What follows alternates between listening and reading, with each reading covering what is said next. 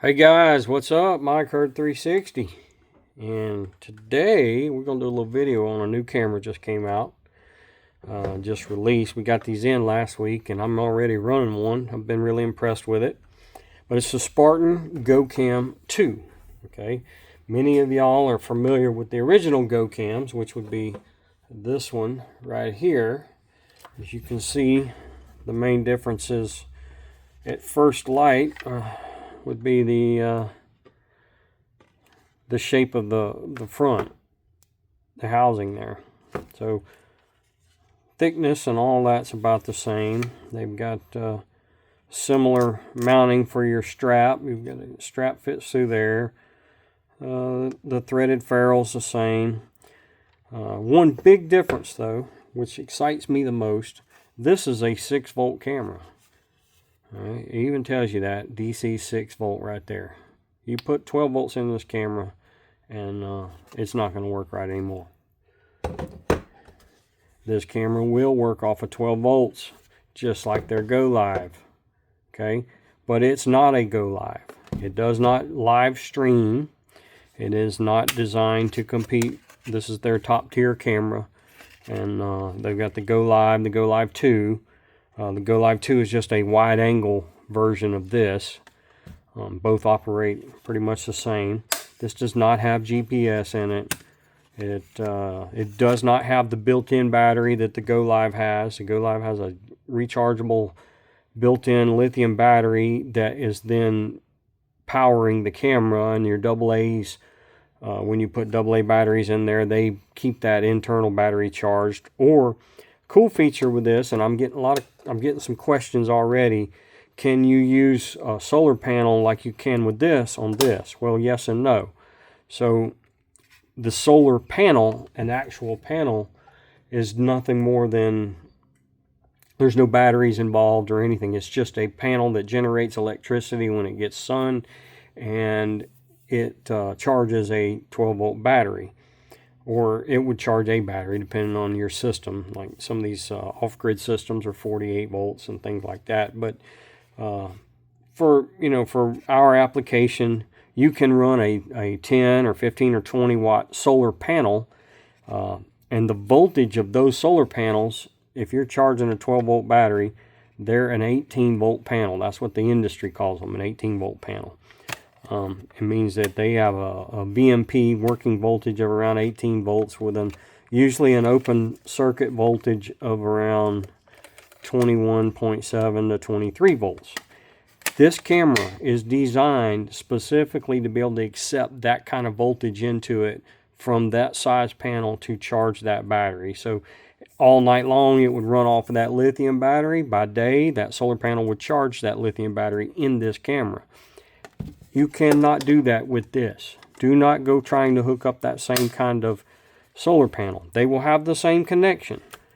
That's one of the new features. This one has this new connection on here. Well, not new. It's been on the Go Lives and the Ghost cameras for a long time. And it's got a threaded connector. This is a proprietary connector to Spartan. It's not the same as the Stealth Cam or some of the others out there. But you can plug that in. The Spartan Go Live Direct Connect solar panel kits, where you're charging that battery in here, they would connect to this, but it's not going to work. Don't use those guys, okay? You need a solar system. You need a solar power pack like our 1025, or you need a system from Spartan that has the BX12V. There's 2 box models. One's for the 6 volts, called a BX2, but you'll need the BX12V for this, and then you can run a solar panel to that box to charge the battery that's in that box. All right. Our solar packs should have those in another week, and those will work wonders. They'll work fantastic with this, especially even in lower sun areas, because this camera, Spartan claims it gets better battery life, and I have no doubts as to why. I hooked it up. I was running it on a power supply where I could monitor the watts and amps at the same time as voltage at 12.8 volts, this camera used less power than any other cellular trail camera I've ever tested. So I have no doubt that it's going to get better battery life simply because of that. So that's when it's in transmit mode, when it's transmitting an image file up to the server by a cellular network, it consumed a good bit less power than any other trail camera I've ever tested. So I have no doubt their claim it's going to get better battery life. I'm not running mine on AA's. I'm running them on, actually running it on a solar pack right now. So I'm not really worried about battery life. Let's open it up. Basically the same as your other GoCams. You got set up and you got on. Don't forget turning it on before you leave. Your SD card slot on the side over here. Don't forget to format your card in your camera. When you put a new card in here and you go to set it up, turn it on, first thing you need to do is format that card. If you swap batteries or you move it, you turn it off, go ahead and format that thing before you leave. I promise you it will save you a world of problems. All right, this little sticker here, Spartan includes this. I'm just going to skip over the first part. You need to read that too. But Spartan 12-volt battery box is required when using an external power source with a DC port. Okay, the reason that that is important is because this camera and this camera, let me just say, you don't have to use that battery box, but Spartan is telling you that because for a good reason. Okay, this camera and this camera, they will drain a 12-volt battery down below 7 volts before they shut off. That ruins the 12-volt battery. So their battery box has a low voltage or over discharge cutoff so that you don't ruin your battery. So when it gets down to around 11 volts or so, it's going to shut off. This camera here, I measured it all the way down to 6.66 volts. At 6.66 volts, the camera I had it in setup mode so I could see it, but the display showed that it said low battery, and then the whole thing just shut down. So that tells me that this camera will drain a 12-volt lead acid battery down to 6.66 volts before it shuts off. You've ruined that 12-volt battery, guys.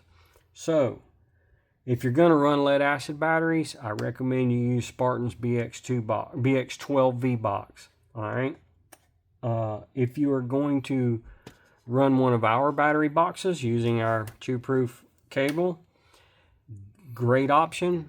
I highly recommend you stay away from sealed lead acid batteries. Go with we've got a Herd 360 lithium rechargeables, and we got the Amped Outdoors. Very high quality batteries, and I recommend those because those batteries have a built-in battery management system. What does that do? The battery management system doesn't allow this camera to drain your battery down to a damaging voltage. So, all right, so at around 10 volts, our battery management system in our 12-volt batteries, our lithium batteries, or in the Amped Outdoors, about 10 volts or so, it's going to shut off, and it's going to protect that battery. That's one of the reasons you get so many charge cycles out of them. You know, you're going to get roughly 2,000 charge cycles or more, depending on how you charge it. If you're going at a 50% charge rate, you get over 5,000 charge cycles out of one. But anyway, back to this, okay? It's important. If you are running a 12-volt battery and you're not running one of our batteries with the battery management system, or another rechargeable lithium battery with that battery management system, then you risk over discharging that battery. That's the reason Spartan puts this in here. Okay, any 12-volt battery you can hook up to it. It's not going to damage the camera at all. It's just all about protecting that battery and not ruining it. I guess that's really about it. Form and function on these things are about the same as the other GoCams. They'll do the 10-second video. You can set them to picture plus video. That's the way I like to run mine, where it takes a picture, takes a video, stores the video on the SD card, sends you a picture, a thumbnail size that you can set. You can go with a regular thumbnail size to save data, or you can go with a large. It gives you a better quality picture, but it consumes more data. And then if you decide you want a video, you just hit request video on the app, and next time the camera checks in, it will send it to you.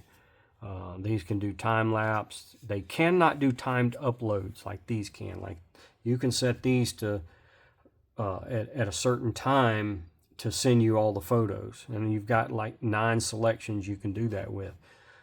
These right here is just it's gonna send them every time it takes a picture. You cannot do a timed upload. All right, I guess that is it. Beautiful pictures. They've improved the camera, and so the picture quality, in my opinion, is a lot better than the old GoCams. The video quality is really nice. Cool looking little design on their flash. This is a black flash camera. It's a no glow camera, so you can't see anything light up at night. Flash coverage is good. I guess that's it. It takes 12 AA's if you're going to run AA's.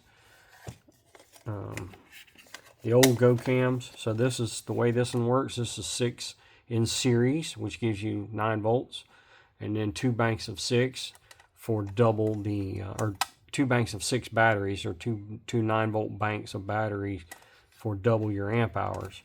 The old GoCams, it was 4 in series, 4 in series, 4 in series. So you had 4 in series for 6 volts, and then it was 2 and 2 up top and bottom.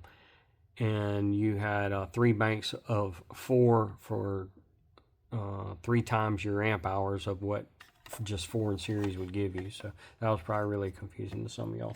But anyway, it was let's see, it's a 4S 3P configuration. This one is a 6S 2P configuration. So 6 in series, 2 in parallel.